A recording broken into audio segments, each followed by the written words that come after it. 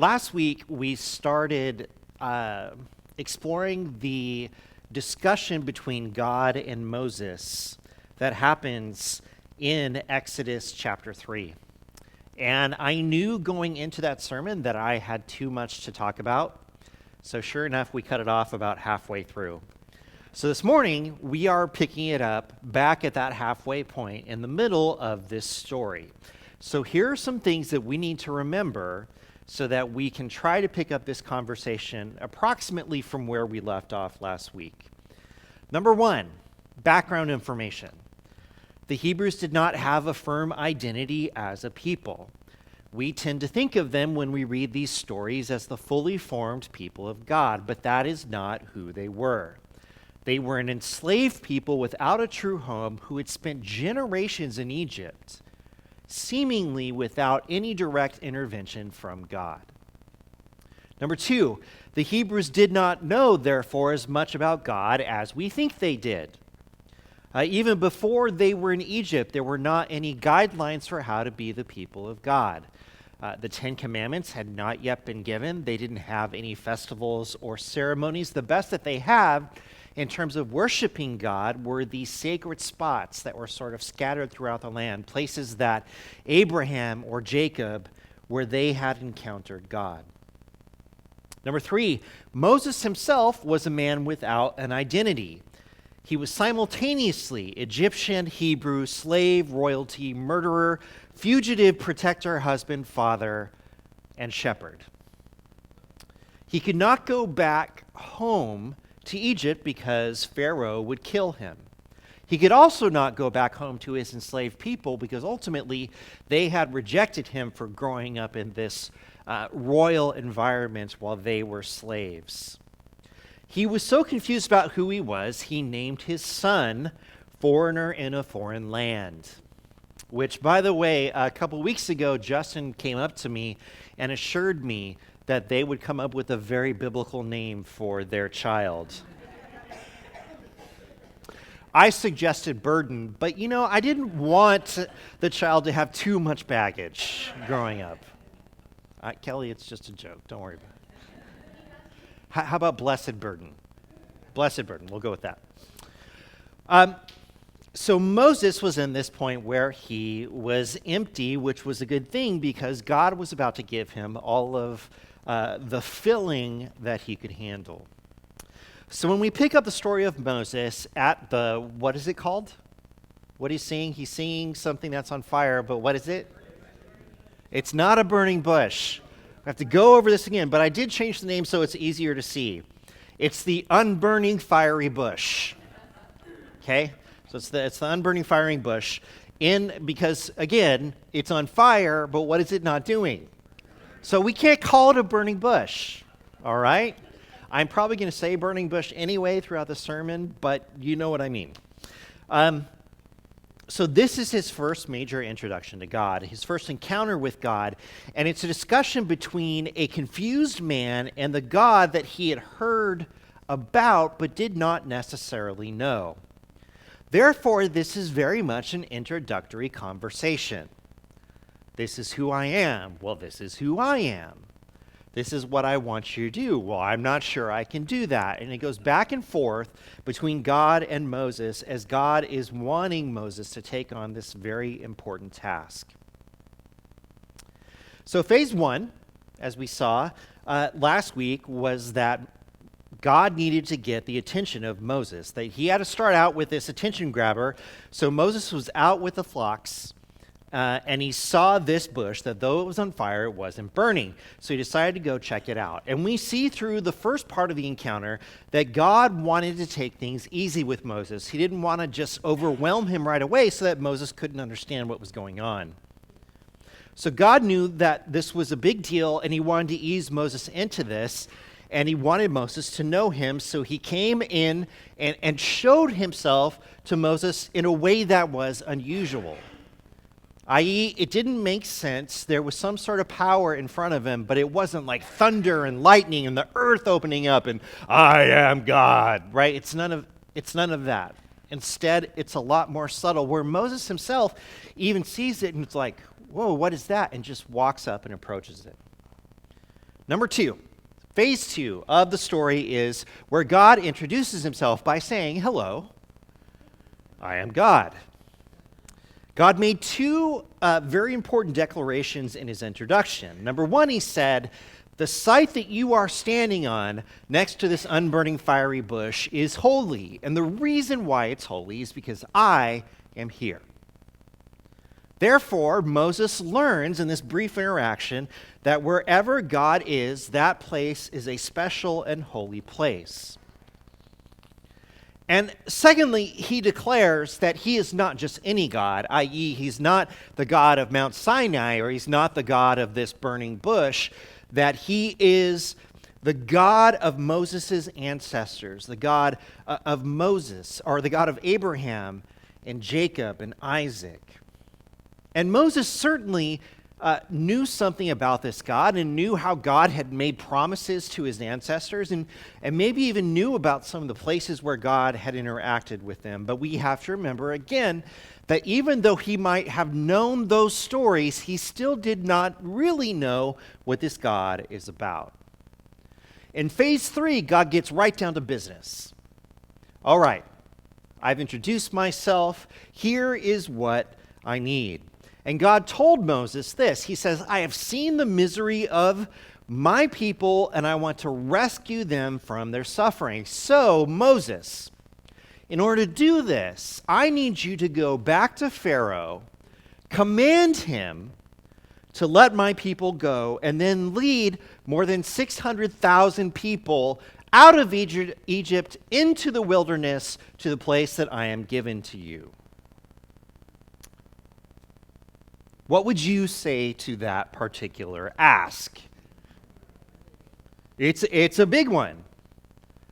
And this ask would be a lot for anyone, because as much as God has tried to bring Moses along slowly in this interaction, ultimately what God wants is enormous. It is so very much.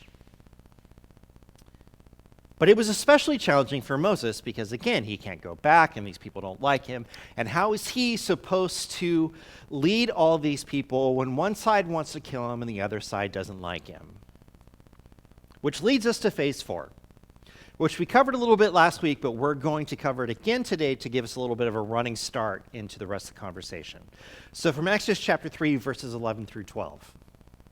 Phase four is, as just popped up, "I can't do this," which is Moses' response to these requests. So in verse 11, "But Moses said to God, 'Who am I that I should go to Pharaoh and bring the Israelites out of Egypt?' And God said, 'I will be with you. And this will be the sign to you that it is I who have sent you. When you have brought the people out of Egypt, you will worship God on this mountain.'" Now, the first thing we need to appreciate about this response, so keep in mind, God has introduced himself.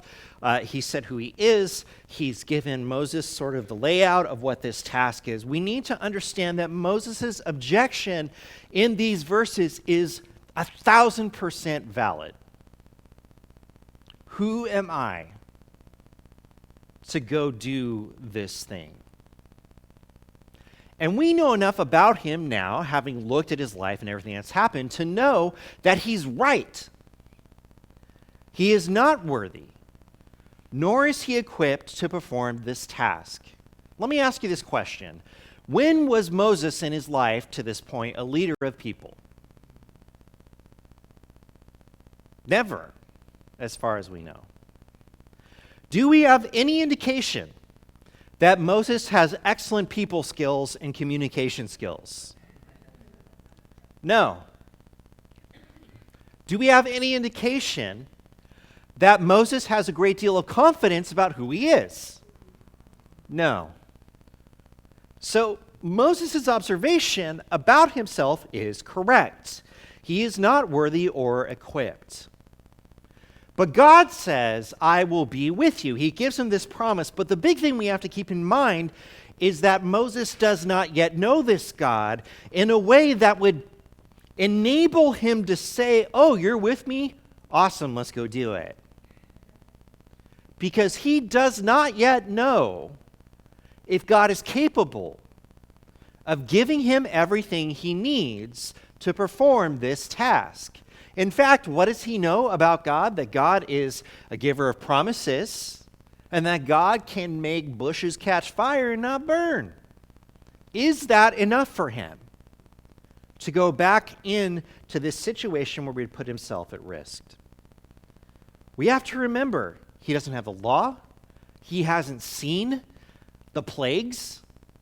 He hasn't seen God do any of these big things. He doesn't know yet that he can trust God. And God, on the flip side of that coin, has presented this very, look, take my word for it. It's going to be great. I'll be with you the whole time. God's response meant to encourage Moses here in this verse is a little bit confusing. He says, a sign to you that this will all be okay is that one day you will worship with the people on this mountain. It's very much, what if my parachute doesn't open? Well, jump. And when you're on the ground, you'll know it opened. Question. I can still be on the ground without it having opened. I'm not sure how that's supposed to make me feel better. This is kind of like saying all of your fears will be relieved and you will have total confidence when this is all over. Does this help him in the moment? No. But in the middle of there, what did God say? Again, he says, I will be with you. You will not be alone, nor is it about your capabilities. Moses says, I can't do this. Who am I? And God says, I will be with you. Now, again, Moses can't yet appreciate exactly what that means. And I gave this example last week. Based on his understanding of God, or gods, having grown up in Egypt, did he think that he had to dig up the unburning fiery bush and take it with him? Because he's worshipped these images, or seen people worship these images for all this time, and this is the first time he's seen some sort of representation of God in this way. I mean, it's possible. I'm not saying this is what happened, but we have to understand that his understanding at that point was not enough to know what God being with him really even means. But we know what that means. We know that the presence of God makes all the difference. So the next thing that God did is really extraordinary. It's not so extraordinary to us, but we'll get to that in a second. So phase 5, God says, let me give you my name. This is who I am, and this is what you can tell people about me. Picking up in verse 13. Moses said to God, suppose I go to the Israelites and say to them, the God of your fathers has sent me to you, and they ask me, what is his name? Then what shall I tell them? God said to Moses, I am who I am. This is what you are to say to the Israelites. I am has sent me to you. God also said to Moses, say to the Israelites, the Lord, the God of your fathers, the God of Abraham, the God of Isaac, and the God of Jacob, has sent me to you. This is my name forever, the name you shall call me from generation to generation. All right. Why is this moment so extraordinary? It's extraordinary because in this interaction, God gave Moses his proper name. So for example, let's just say people who have met you call you, or call me, let's just do it that way because it's easier, Mr. Smith, right? Or Pastor Smith, or your highest reverend. Whatever it is that makes sense in the moment, they call me this name. And I say, no, you don't have to call me that. Just call me Bryce. That's my name. Now, in a sense, that's what God is doing. He's giving Moses his proper name. This is who I am. This is what I am to be called. Now, does Moses, prior to this, have a name for God? No. And this is what's interesting. All he really has for God up to this point is a descriptor of what God has done. I am the God of who? Abraham, Isaac, and Jacob, the giver of the covenant. But he does not have any words or name that actually describe who he is. They just describe these moments that happened, again, generations ago. He knows him as the God of his ancestors. So, on a very practical level, giving his name is a good thing. But that is not what makes this moment so special. First, it's important for us to understand that there are a lot of names for God. Within the Bible, within Scripture, there are a lot of different names for God. And a lot of times they are situation specific, i.e. the God who saves, or the God who provides. And maybe just off the top of your head, you can think of different names for God. Words like Jehovah. Those kind of words, they stick out to us, or the Lord, or God Almighty, right? We have all these words that, to a degree, what they do is they describe something about God. Moses was not asking him in this moment, like, what should I call you? Instead, and this is clear based on God's response, Moses is asking them, who am I to tell them you are, more than just the God of our ancestors? Who are you? What are you like? What have you done? And God replies in this with a couple of important points. Number one, that he is God eternal. I am. Which is such a those are two difficult words put together to start to wrap your mind around what that means. Does it mean that God simply exists? Well, yes, but it also means more than that. Does it mean that God has been present throughout time? Yes, but it means more than that. And that's one of the beauties of these things. So think about these two things together, okay? If we have names that describe what God has done, what this name says is I am, which by its very nature, to a degree, is undefinable. In those three letters, we find a really big name. A really big name that we could attach all sorts of words to, which help us to understand a little bit of the unknowable about God. But the message is simple. I am. Secondly, he gives Moses the same perspective that he is the God of his Hebrew ancestors, that he has seen their affliction and will redeem his people from bondage. And all of that is caught up in this name. All these things that are going to happen, all the things that have happened, the things that Moses will come to understand about God that he does not know yet is wrapped up in this name. I am who I am, or just I am. This is the most important of God's names in the Bible, this name in particular. And it's a four-letter name represented by these letters on the top there, YHVH.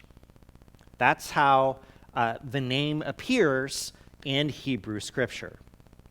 Now, not all the letters are there to help people say it out loud. This would be, though, the word that we would say, Yahweh. That is this name that he gives Moses there on the mountain. It is often referred to within Judaism as the ineffable name, the unutterable name, or the distinctive name. There is no name like it, and there is something, as I said, unknown and mysterious about it. Logistically, it's related to another Hebrew root, which is to be, and reflects the fact that God's existence is eternal. Now, here's some things that are not necessarily relevant to the Moses story, but I think are relevant in helping us understand how important this name actually is. Number one, there are beliefs and ideas about speaking this name.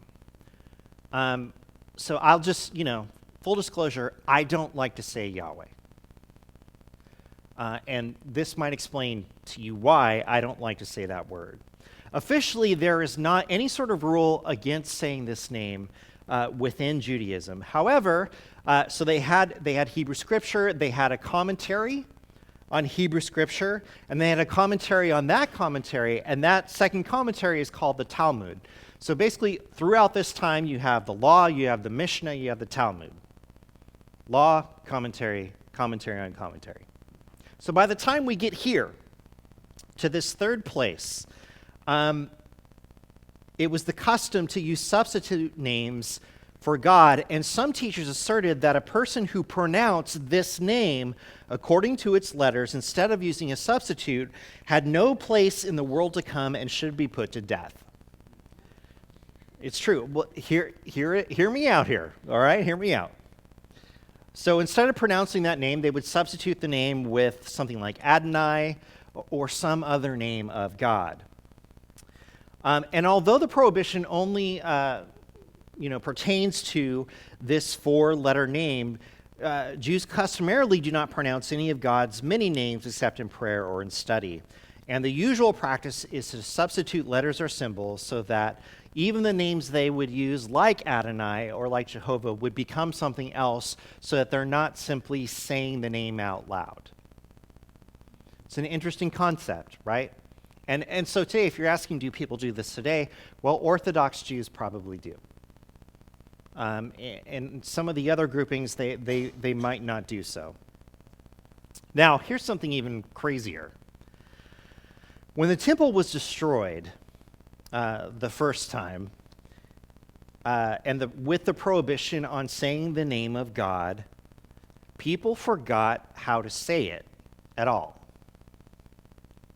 So the pronunciation of this name fell out of practice. And though rabbis had passed down the pronunciation, too much time went or passed between when they knew how to say it and when they had forgotten.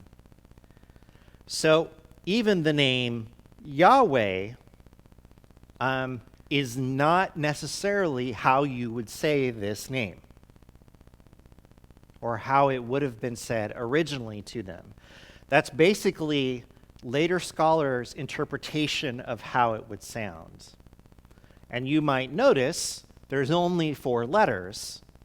So the other letters that we have in the word Yahweh were put there by other people to try to make sense of the word. We're not going to get into the Hebrew language and why that is. Just take my word for it at this point. You guys with me? Okay. Number 2, there were also restrictions on writing the name of God. So if the name of God were written in a permanent form, it was illegal for them, for scribes and others, to erase that name or to leave it in a space where it could be altered or changed or something being done to it in any way. And so therefore, it was a very big deal when people wrote the name of God. And it even extends into this day. So get this. The prohibition against erasing or defacing names of God applies only to names that are written in some kind of permanent form, and recent rabbinical decisions have held that writing on a computer is not a permanent form. Thus, it is not a violation to type God's name into a computer and then to backspace over it or cut it and paste it or copy and delete files with God's name in them.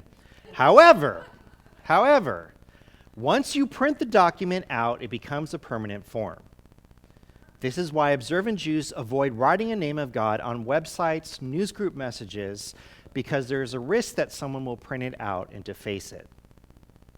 And normally, and you may have even seen this, again, Orthodox Jews will avoid writing the name of God altogether by writing G-D, which is their way of giving a sort of offhand referral to what it is they're talking about without necessarily writing the name down. Okay. It seems like a lot to us, doesn't it? And I've heard Christians over time say, I'm so glad that we're free in Christ so that we don't have to do that. Or I'm so glad that we're no longer under these laws and restrictions. I'm so glad we have a personal relationship with God so that we don't have to keep that distance. All good things, but that's also an exercise in missing the point a little bit. The point is not that you have to jump through hoops in order to speak of or write about God. The point is there is an element of God and his name, the Yahweh name. That name is so special and so significant that you do not speak it or write it without consideration. In fact, you may not speak it or write it without praying about it first, before you apply his name to something. Now, think about our world right now, and think about how many issues, opinions, conflicts, disagreements people attach the name of God to. We could stand to appreciate the name of God quite a bit more than we do. This is not about saying, oh my God. But it is about saying God hates certain people. It is about saying that God doesn't like people who make this decision. It is about saying God doesn't love someone who has made this mistake or that mistake. We attach God to some things we shouldn't. And we could stand to respect him a little bit more. Right? So this is a big deal. Now, Moses has the name of God, but he doesn't appreciate how big of a deal this is. In fact, he doesn't know that he's the first person and only person to receive this name from God. He doesn't know that. He doesn't know that he has this insight into who God is. Which leads us to phase 6. God still needed to let Moses know what it would be like for Moses to do this task with the power of God. He said, I'll be with you. He said it's going to be okay. Now Moses needs to know what God is going to do to actually make this happen. So phase 6 is, I will go before you. I will go before you. He's already said this, but now he needs to describe what it's like. So let's look at verses 16 through 22. Go assemble the elders of Israel and say to them, the Lord, the God of your fathers, the God of Abraham, Isaac, and Jacob, appeared to me and said, I have watched over you and have seen what has been done to you in Egypt. And I have promised to bring you up out of your misery in Egypt into the land of the Canaanites, Hittites, Amorites, Perizzites, Hivites, and Jebusites, a land flowing with milk and honey. The elders of Israel will listen to you. Then you and the elders are to go to the king of Egypt and say to him, the Lord, the God of the Hebrews, has met with us. Let us take a 3-day journey into the wilderness to offer sacrifices to the Lord our God. But I know that the king of Egypt will not let you go unless a mighty hand compels him. So I will stretch out my hand and strike the Egyptians with all the wonders that I will perform among them. After that, he will let you go. And I will make the Egyptians favorably disposed toward this people so that when you leave, you will not go empty-handed. Every woman is to ask her neighbor and any woman living in her house for articles of silver and gold and for clothing, which you will put on your sons and daughters, and you will plunder the Egyptians. All right. This is a bit of an interesting description here. There are some things we need to note. Number one, the promised land has changed since the time of Abraham, Isaac, and Jacob. The land of Canaan was not as inhabited when Joseph moved his family to Egypt as it was during the time of Moses. But the covenant promise is that the people of God will have that now inhabited land. So even though all these people are here, which is another complete problem in and of itself, you are still going to have this place. And he wants Moses to know that what this is about is keeping his promises to his people. I have said this is going to happen. This is still going to happen. Now, about Egypt. I understand this is a big problem. But here's what's going to happen.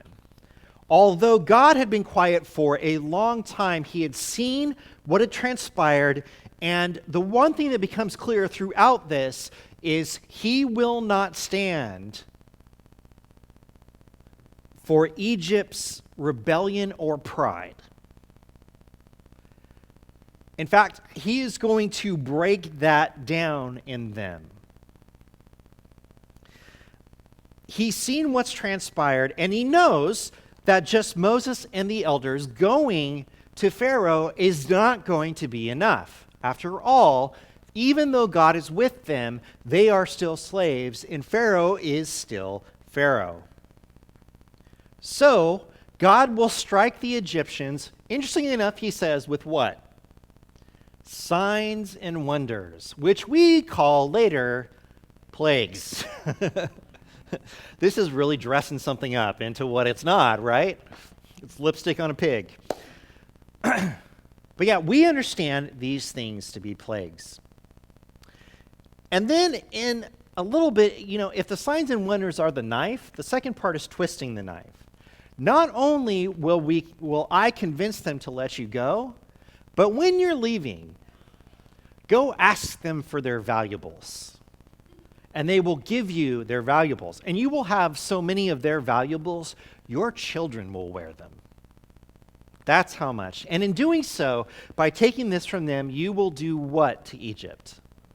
Plunder them. You will take their wealth along with you. So we cannot overlook that a part of what is happening here with God is that he wants to get back at the Egyptians for what they have done to his people. So Moses is to go back to meet with the elders. He now knows where to go, and he's going to give them good news. And all Moses has to do is to convince them. But God is not sending him empty-handed. He will go before them. So, based on our understanding at this point, should this be enough for Moses to go?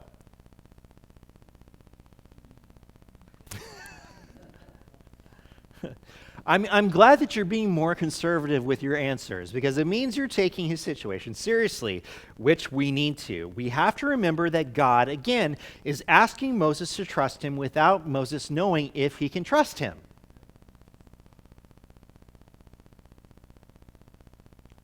Moses doesn't yet have a good reason to do so other than the fact that he's talking to a miraculous bush. So he's going to need a little bit more convincing. So let's pick it up in Exodus chapter 4, a section that I like to call party tricks. Picking up in chapter 4, verses 1 through 9. So God runs him through all this stuff. Then he says, "What if they do not believe me or listen to me and say, 'The Lord did not appear to you?'" Then the Lord said, well, let's stop there for a second. Moses is applying in this question his own thinking about his relationship between him and God to the relationship between him and the people of God. God, you're asking me to trust you, that you'll do all these things, but what if I go back and they don't trust me? What do we do with that? Because this seems to be a real problem, which, however we've looked at this before, we need to appreciate the fact that Moses' questions are very practical and well-reasoned. So verse 2, then the Lord said to him, "What is that in your hand?" "A staff," he replied. The Lord said, "Throw it to the ground." Moses threw it on the ground and it became a snake, and he ran from it. Then the Lord said to him, "Reach out your hand and take it by the tail." So Moses reached out and took hold of the snake, and it turned back to a staff in his hand. Okay. This is a really important moment, because when the staff turns into the snake, what does Moses do? He runs. Why? Because snakes are terrifying. That's why.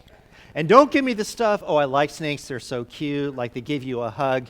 Yeah, it's because they want to kill you. That's why they hug you, all right? So he runs from the snake. And what does God tell him to do? Pick it up by the tail. So in this moment, with this one thing that he's terrified of doing, God says, go grab it. And what does Moses do? He grabs it by the tail, which means in this one interaction, what's happening? He's learning that God is not playing some sort of trick on him.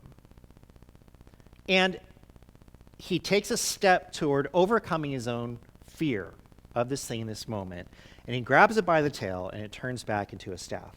Verse 5, this, said the Lord, is so that they may believe that the Lord, the God of their fathers, the God of Abraham, the God of Isaac, and the God of Jacob, has appeared to you. Now we know, because we know the rest of the story, that this isn't enough. Because what happens with Pharaoh's magicians? They do the same thing. Okay? Verse 6. Then the Lord said, put your hand inside your cloak. So Moses put his hand in his cloak, and when he took it out, the skin was leprous. It had become as white as snow. We're going to come back to that in a second. But now put it back in your cloak, he said. So Moses put his hand back into his cloak, and when he took it out, it was restored like the rest of his flesh. Then the Lord said, if they do not believe you or pay attention to the first sign, they may believe the second. But if they do not believe these two signs or listen to you, take some water from the Nile and pour it on the dry ground. The water you take from the river will become blood on the ground.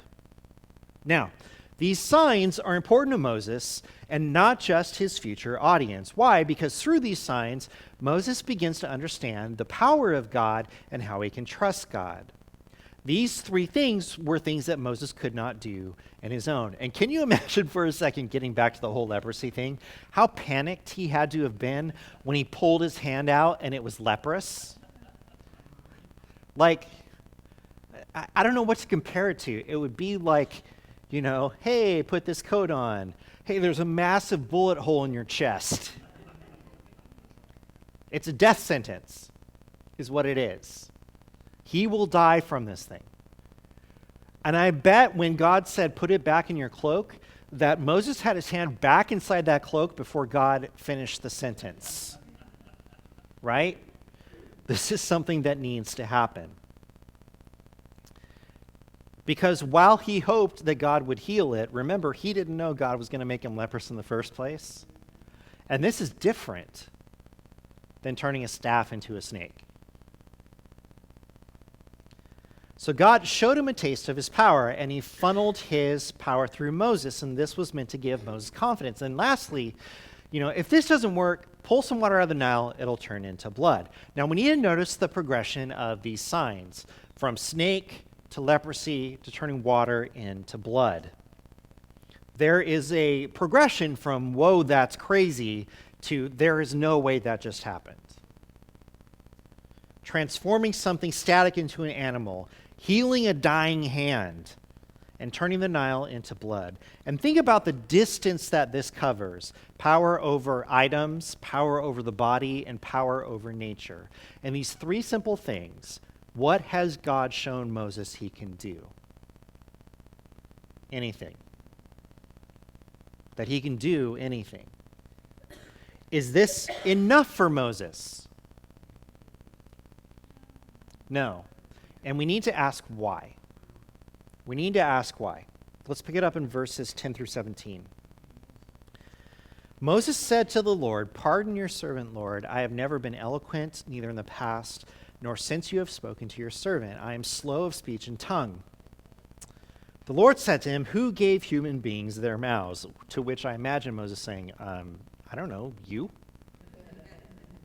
Who makes them deaf or mute? Who gives them sight or makes them blind? Is it not I, the Lord? Now go, I will help you speak and will teach you what to say.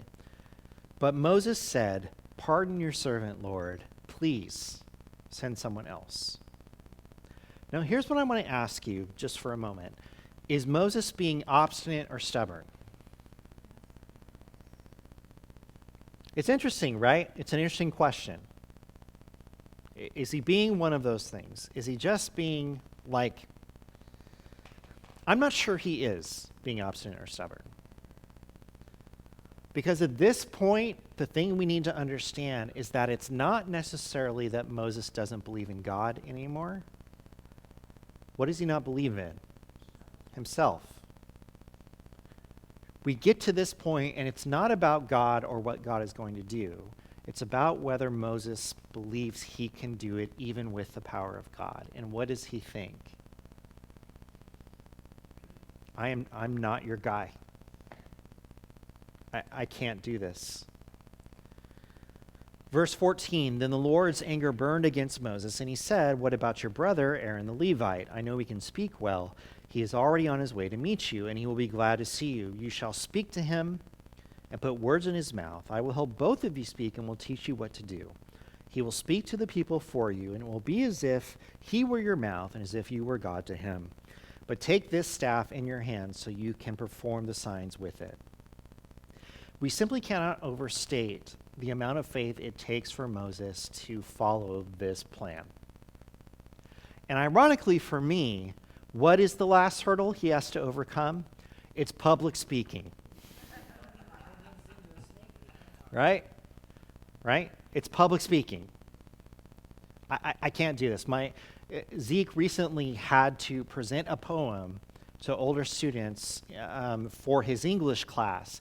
And when it came time to present the poem, he went to print it out or bring it up on his Chromebook, and it wouldn't come up. But it was time to present it, so he had to present something from memory that he had not memorized. So he got through the first part of the poem, and he got to the end, and he couldn't remember how it ended. So he had to make up or ad-lib the ending on the spot, which apparently he did a great job with.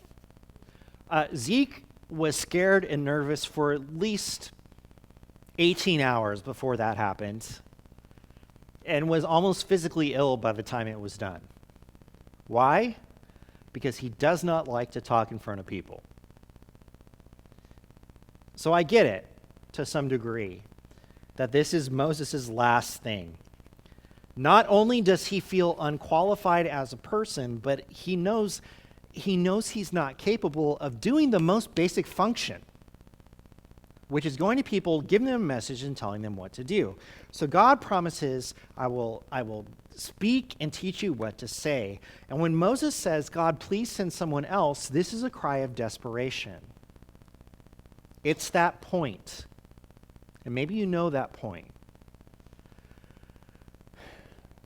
where you don't see a way forward except to trust God, but the idea of trusting God with what you know you need to is so terrifying. And you're not sure that when you take that first step, where is that foot even going to land? Have you ever had that experience?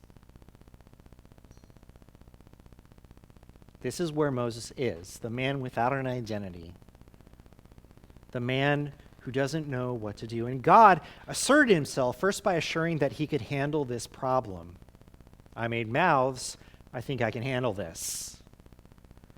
But ultimately what he needs is for Moses to step out in faith. He needs Moses to trust him. And he's promising Moses that if you trust me, I will do all of these things that I have promised you and so much more. And when will Moses know this is true? When he's come back to this place and he worships God with his people. Then he will know that his faith was not misplaced. You know, sometimes we speak about having faith in God as if it were just a simple thing. Oh, you're depressed or anxious? Have more faith in God. Have you tried praying? Oh, you don't know what to do? Have more faith in God. Oh, you're trying to make a huge decision and you don't know which way to go and you're losing sleep over it? Have more faith in God. The thing that those statements ignore is that faith, by its very nature, requires us to move into what we cannot be sure of and do not definitively know.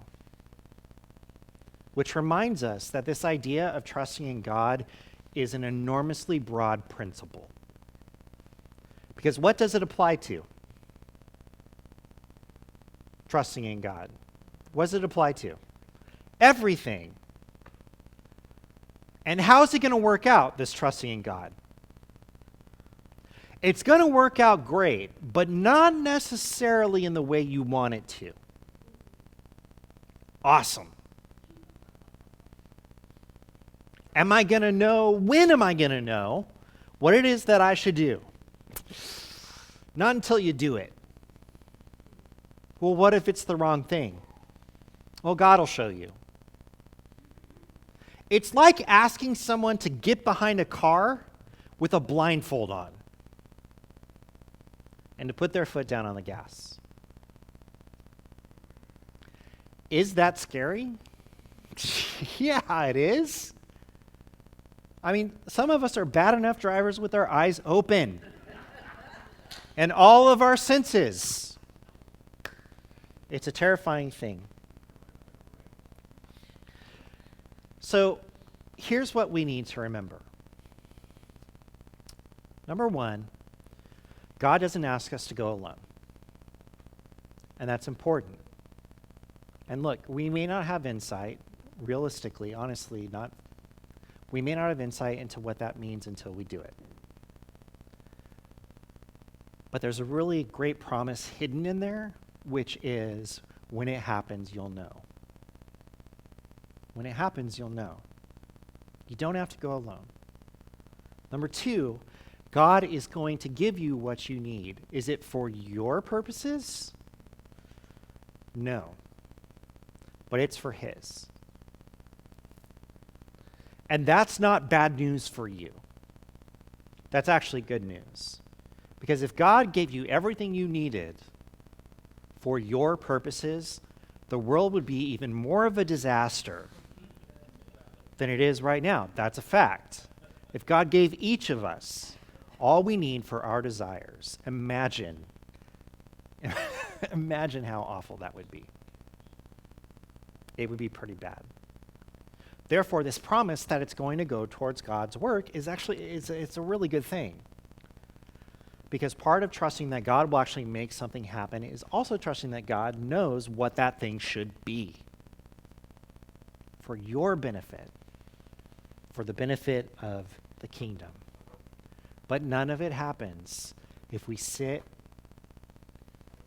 in this comfortable space that we've built for ourselves, where we have not yet stepped out in faith, and where we can still control all the things around us.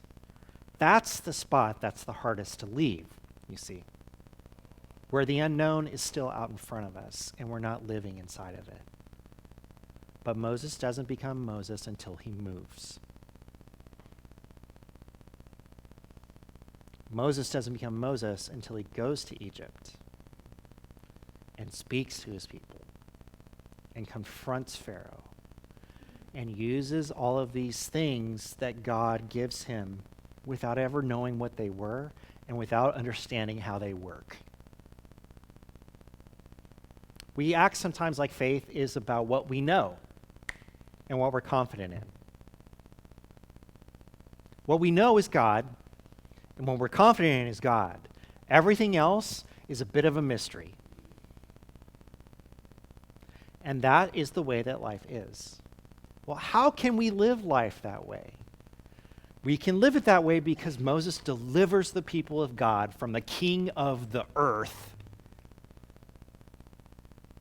and takes them to the place that God had prepared for them. That's why we can believe in that. We can believe in that because God sent Jesus here for us because we are incapable. And to overcome all of our fears, our worries, our sin, the death that comes with us, that we might have a life we would never have on our own. We have a lot to be confident in, but it doesn't make it less scary. And that's okay, because that's how life is, and that's what faith is about. And the challenge for us is not necessarily to go to Egypt, but the challenge for us is not to sink into this life we have created for ourselves, and instead imagine that God has something more for us, if we would trust him to lead us to that thing. But it's not going to happen until we take that first step. So I would encourage you, and I wish I could give you more direction or help with this.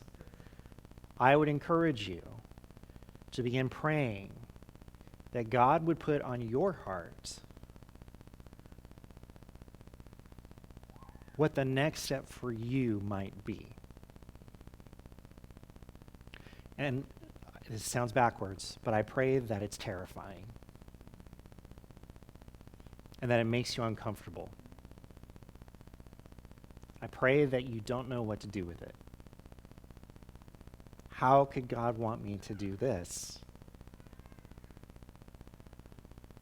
And I pray that through that you understand that God is a keeper of his promises, and that God will be with you no matter what it is that you're going into. And that he will give you what you need